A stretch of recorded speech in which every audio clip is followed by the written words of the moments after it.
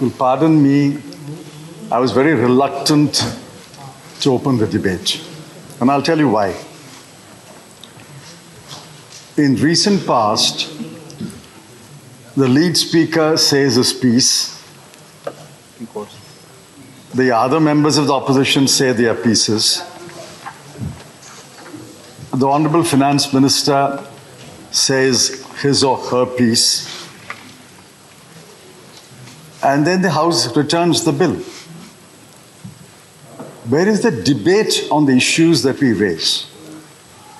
Where are the answers to the questions that we ask?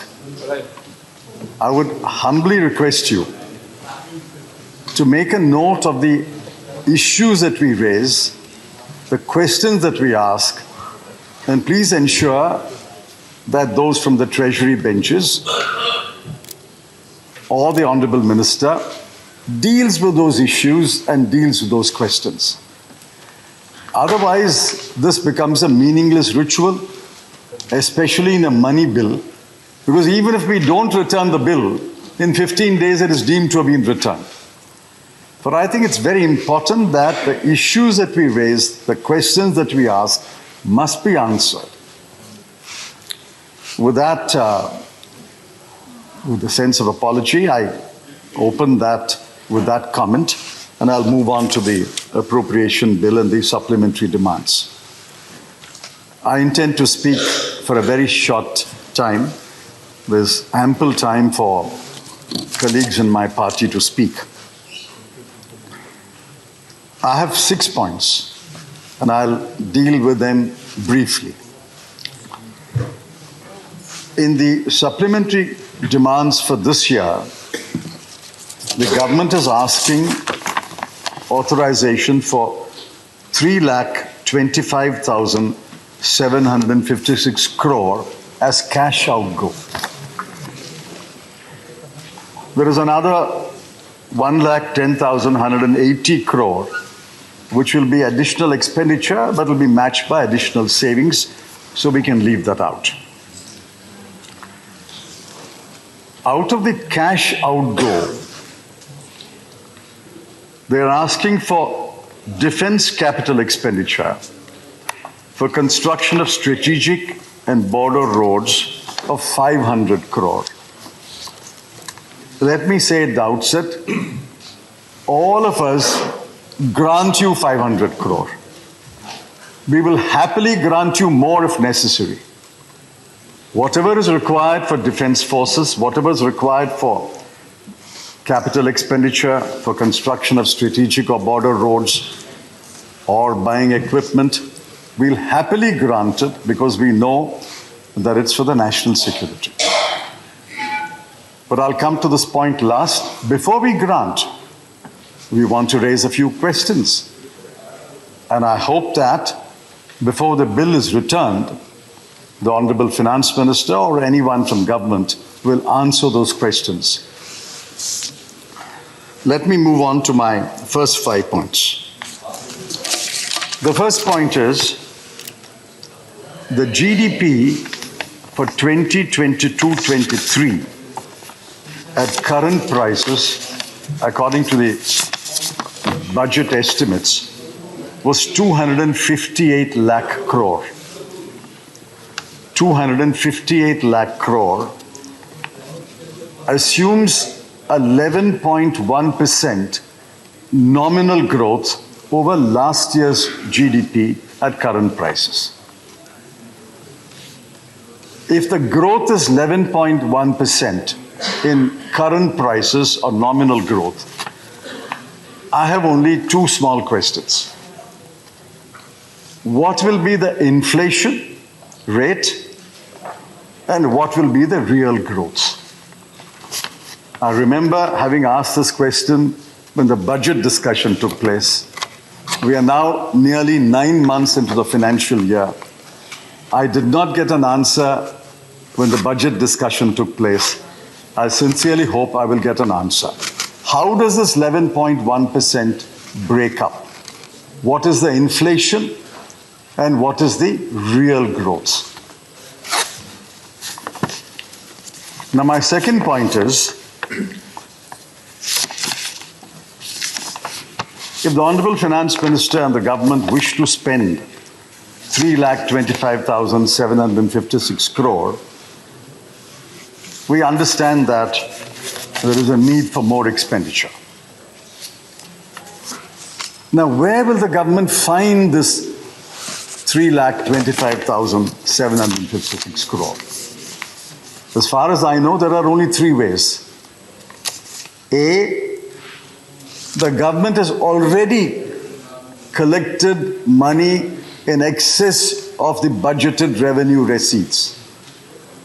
They already have 3,25,786 crore, and they're coming to the House saying, I already have this money, I'm spending it. That's route A. Now, the second way is to borrow. You can borrow an additional 3,25,786 crore and say, I'm borrowing and I'm spending. There's a third way, a little more technical, but I'm sure the House will appreciate it. Government expects nominal growth to be more than 11.1% shown in the budget. If the nominal growth is more than 11.1%, the GDP will be more than 258 lakh crore. The denominator will rise. Therefore, you can borrow and spend another 3,25,786 crore without breaching the fiscal deficit of 6.4. My second question is, again, a very simple question. Does the government propose to take route A? It already has the money. Or it proposes to take route B? It will borrow more. Or it will take route C, that it expects the GDP to be higher and therefore the fiscal deficit will be met at 6.4%. I want a specific answer. Is it A or B or C?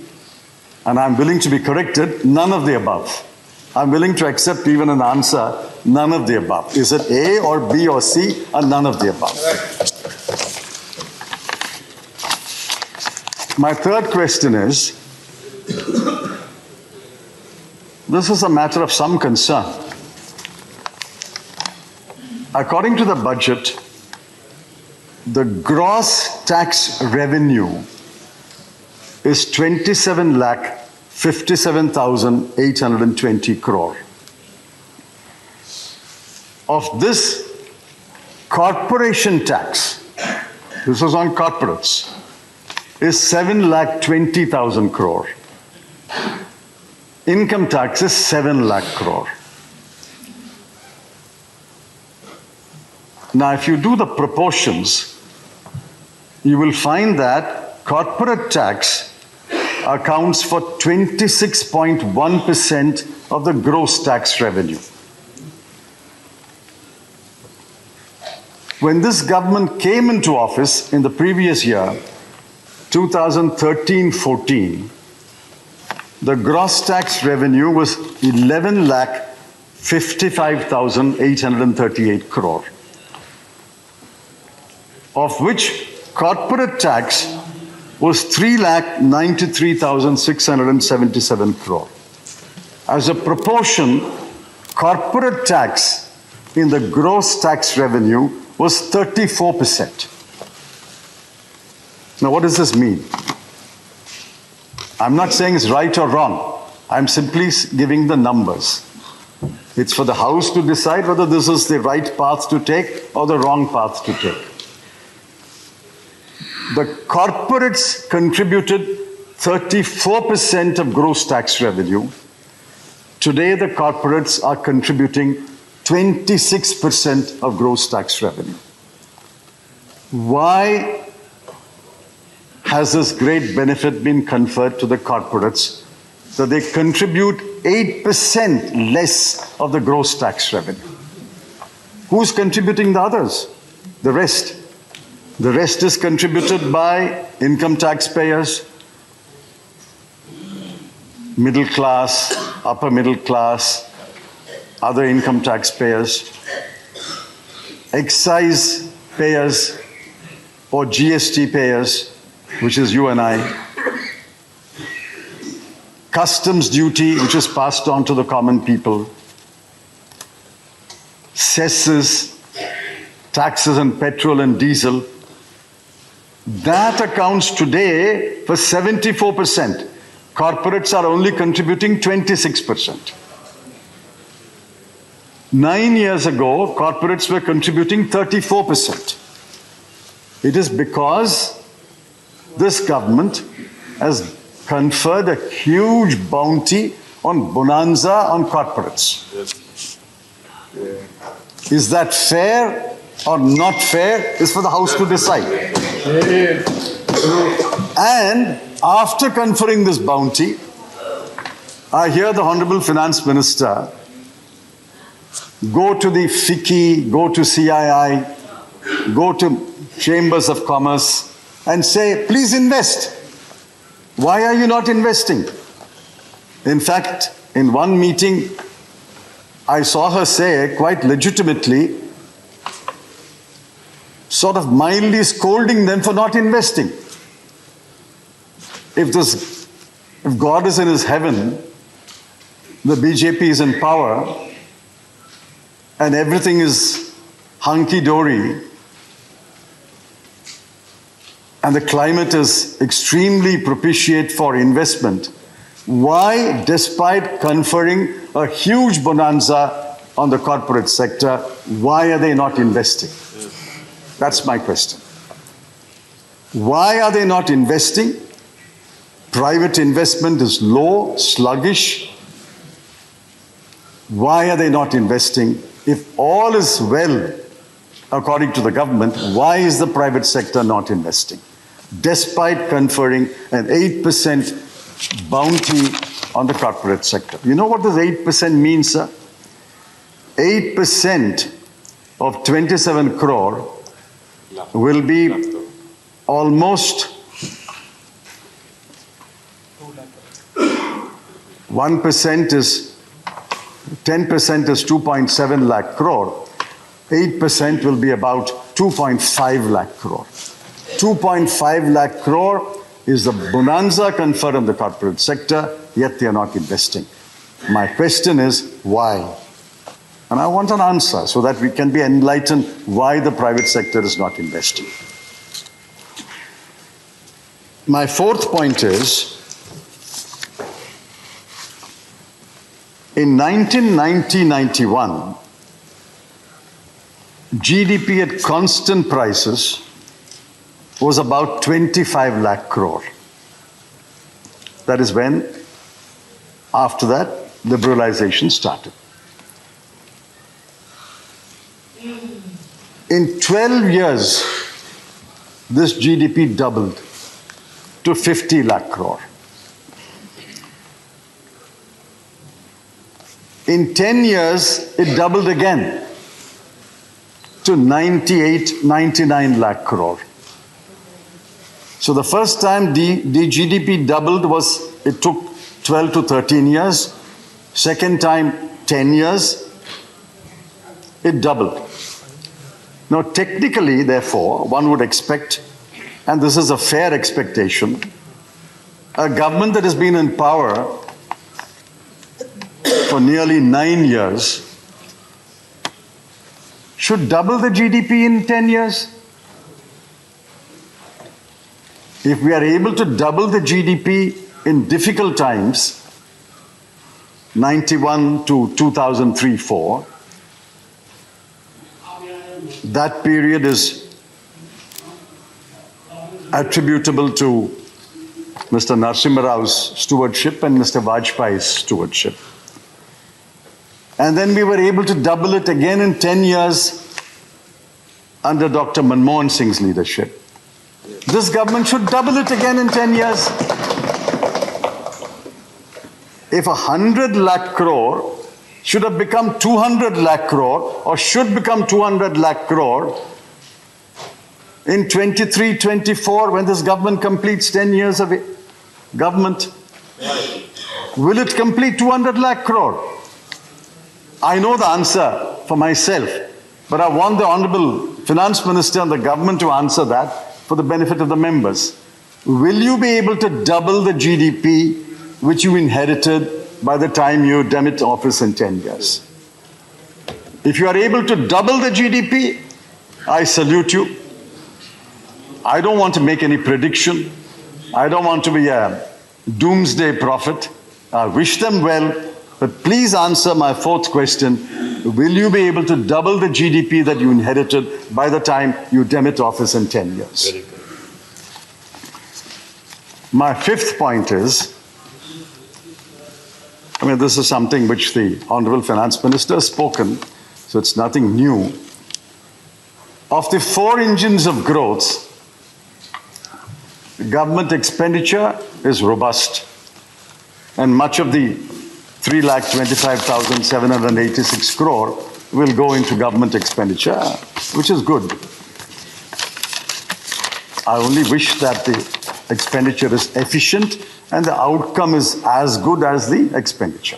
But that is a different matter. But what about the other 3 engines of growth? We know that private investment is sluggish. Just see 2 graphs in the Indian Express today. Private investment is sluggish. They are certainly not summoning their animal spirits. I don't know why it's called animal spirits. They should be human spirits. But somehow we have got used to calling it animal spirits of investors. Whatever spirits, as long as it's not alcoholic spirits. Why are they not summoning their spirits to invest? We know it's down. Private consumption is down. You can't deny that. High-end items are being sold. Mercedes-Benz cars and BMW cars. That is being sold. But what about consumption by the poor and the middle class? If consumption is good, why should 1/3 of our children be stunted? Why should over half of our women be anemic? These are all accepted statistics in government publications. Government's National Family Welfare Survey says these numbers. So consumption is low, except the high-end items of the very, very rich. Consumption is low. And the 4th engine, exports are low. The trade deficit is increasing. Our trade deficit with China alone is $73 billion. $73 billion with one country. Our trade deficit, the numbers are there in today's Indian Express. The graph of exports and imports and the gap known as trade deficit is higher. So if 3 of your 4 engines are not growing, why? There must be an explanation, there must be an answer. And has the government taken into account that many of the world's leading economies are headed towards a recession today? Britain is in a recession. Germany is in recession. The US is in a technical recession, except that their employment growth is robust. France and Italy may escape recession. Japan is, as you know, is quite happy with modest growth. China is growing at only 3.3% this year. Therefore, many of the countries are heading towards a recession. Leading economies are heading towards a recession. Welcome, Mr. Chairman. If many of the countries are headed towards a leading towards a recession, my question is simple, without blaming anyone. Does the government take into account, reckon the fact that the world's leading countries are heading towards a recession? If they are leading towards a recession, and if 3 of your engines are sputtering, how do you propose to deal with the situation? How do you propose to stimulate growth? This is my fifth question. Sir, you have come when I'm completing my 5 questions, but there is still one left, and that's the most important one. And I hope that... I'm so glad the most important is kept. Yes. I said at the first that I will keep it in the hope that you will come at that time. Mr. Chidambaram is very senior. I claim to be senior to many, but he is the one acknowledged more senior. Now, I said at the opening, the government is asking 500 crore for defense capital expenditure for strategic roads. And I said, without a dissent, without a murmur, the government will gladly grant the government 500 crore or even more. But I want answers to a few questions. These are strategic and border roads in the northeast, is what the supplementary grant says. Now we know who is the threat in the northeastern border, northern and eastern border. So our questions are very simple questions, which we are asking again and again.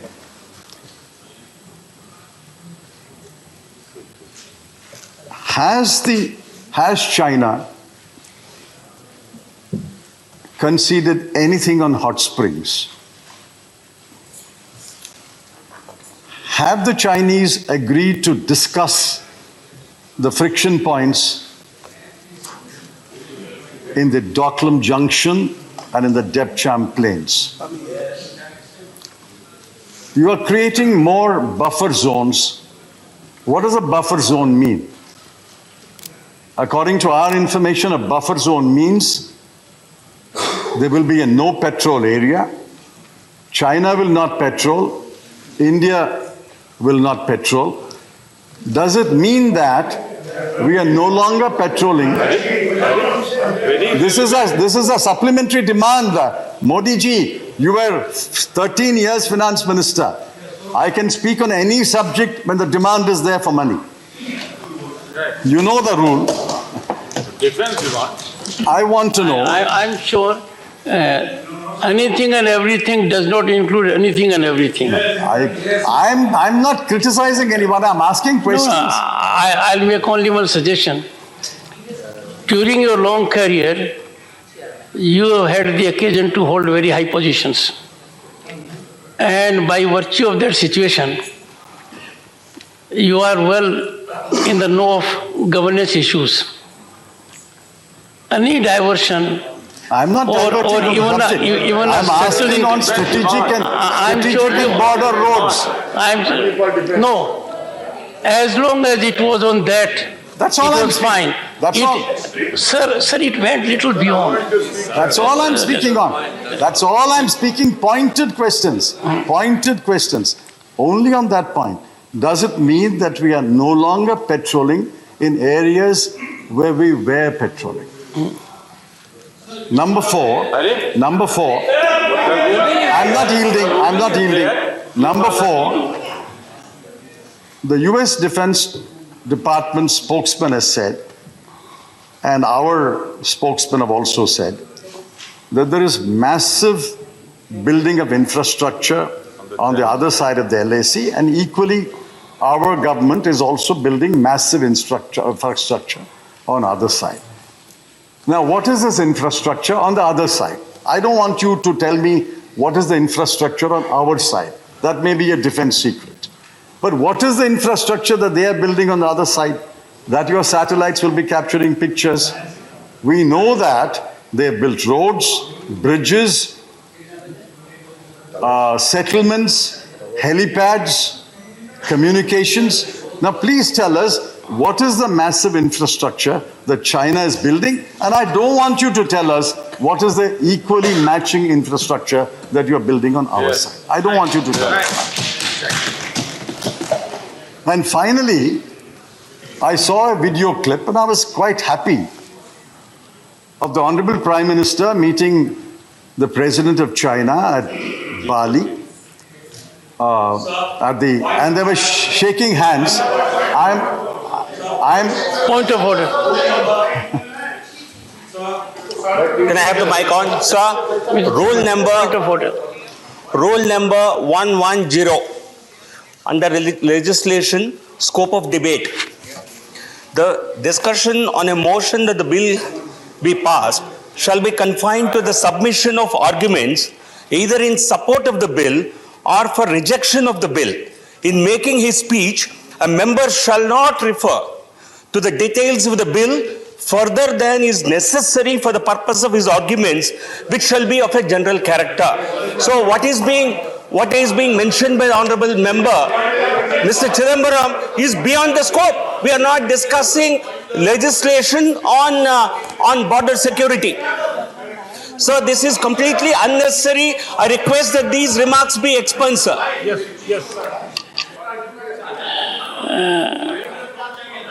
The honorable member has raised an issue pertaining to applicability of Rule 110. Frankly, this rule has a rationale, and this rule does indicate contours within which deliberation has to take place. It says the discussion on a motion that the bill is passed shall be confined to the submission of arguments either in support of the bill or for the rejection of the bill. In making his speech, a member shall not refer to the details of the bill further than is necessary for the purpose of his arguments, which shall be of a general character. Without getting into details, I would urge the honorable member with his experience to take note of the essence and spirit of the rule. Yes, we are and also be cognizant that defense issues, security issues are of critical consequence. correct. I'm not asking for secret information. One second. I'm not asking any secret information.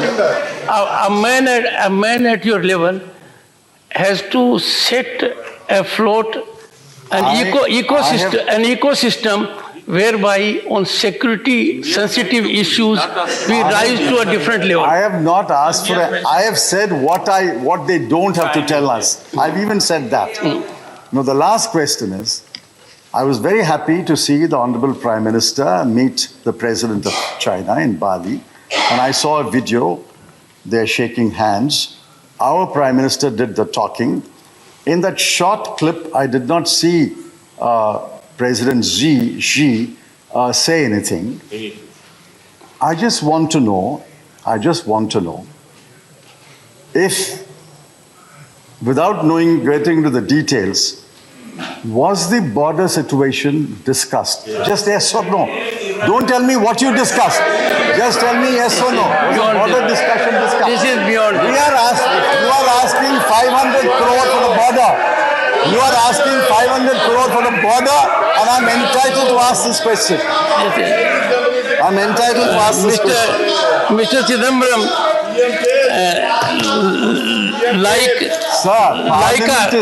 Parliament is not a chamber to sir,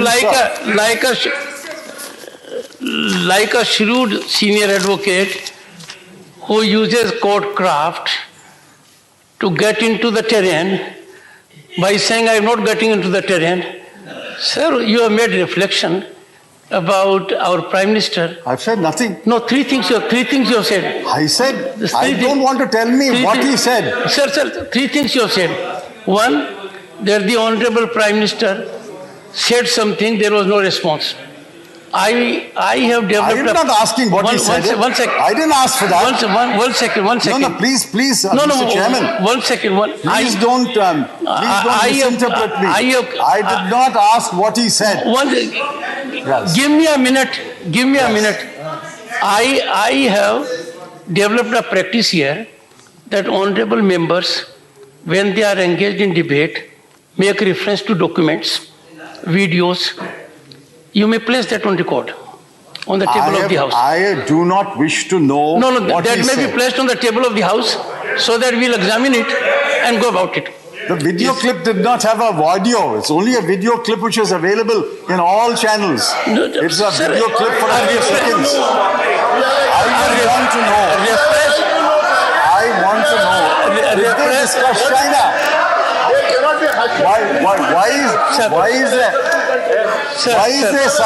Why is there such a reluctance Sir, to say? sir, Did the Honorable Prime Minister discuss yes or no? Got No, an no, opportunity I to am on- discuss China with President I am Xi? on a different point. Answer is yes or no. Answer is yes or no. That's all. One second. One second.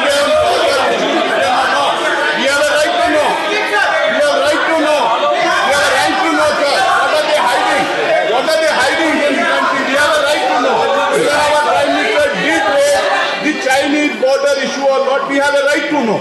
Let him speak out. He is already All I'm asking speaking. is not being allowed to speak. Come on, settle down, settle down. Settle down. I don't want to know. Sir, I don't wish to know Settle down, what he settle said. down, settle I down, don't please. wish to know the details of his conversation. When they disturb our speaker, you don't tell them. You should tell them also. You are casting aspersions on the Tell chair. them also. You are casting aspersions on the chair.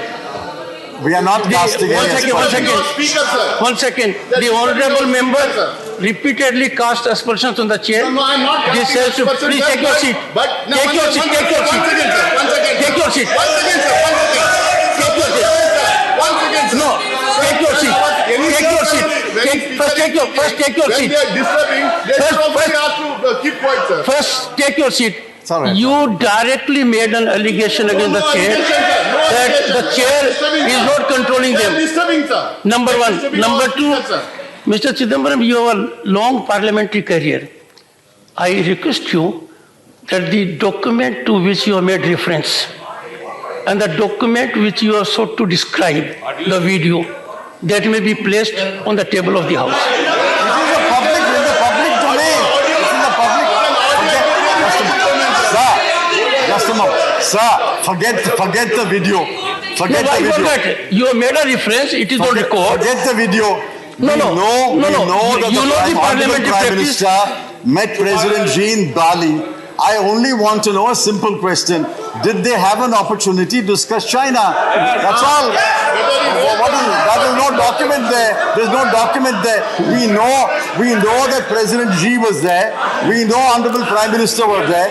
We know that they met in Bali. All I want to know is, did they get an opportunity? Did they get an opportunity to discuss China? Answer is yes or no. That's all. I'm not asking anything. So let me conclude. So I have raised in your absence, when the deputy chairman was occupying the chair, 5 questions, and I was waiting for you to come to raise this 6th question. I am my time, sir.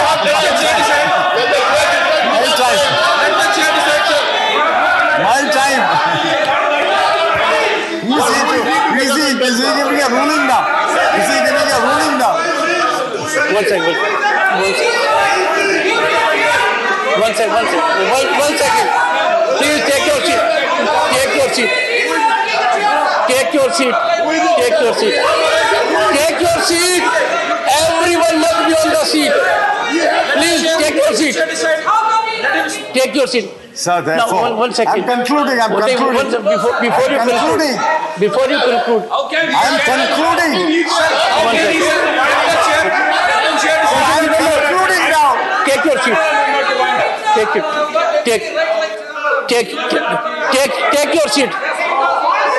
Take your seat. Take your seat. Take it. Honorable members, it is very painful. Every time we send a signal from the upper house, that generates disillusionment. People are worried. Is it the way the upper house should be conducting itself? Are we going to send such kind of signals? And I am little surprised the kind of body language aggression I have to face. That is not the style of anyone else. We don't have to act in group. We don't have to be on our feet. I try to accommodate everyone with whatever one has to say. If I have used my authority to issue a direction, that is based on my long experience. I was involved with parliamentary affairs 3 decades ago. This is the wholesome practice. If an honorable member has chosen to make reference to a document, the chair is well within its rights to direct the member to place that document on the table of the House. And that for a simple reason that members are entitled to analyze it, assess it, and they take it forward. I am sure the honorable member will keep that in mind and do it during the course of the proceedings today. Please continue. Sir, therefore, I sincerely hope that, although this House can only recommend on a supplementary demand and an appropriation bill, since a large amount of 3,25,756 crore, we don't grudge if it's for relevant expenditure. We are granting this amount. I would sincerely hope that the government's treasury benches and the Honorable Finance Minister will enlighten us on the questions that I've raised. Yes. Otherwise, as that famous saying is, we are in the same advanced stage of wisdom at the end of the debate as we were when we began the debate. Thank you. Very good. And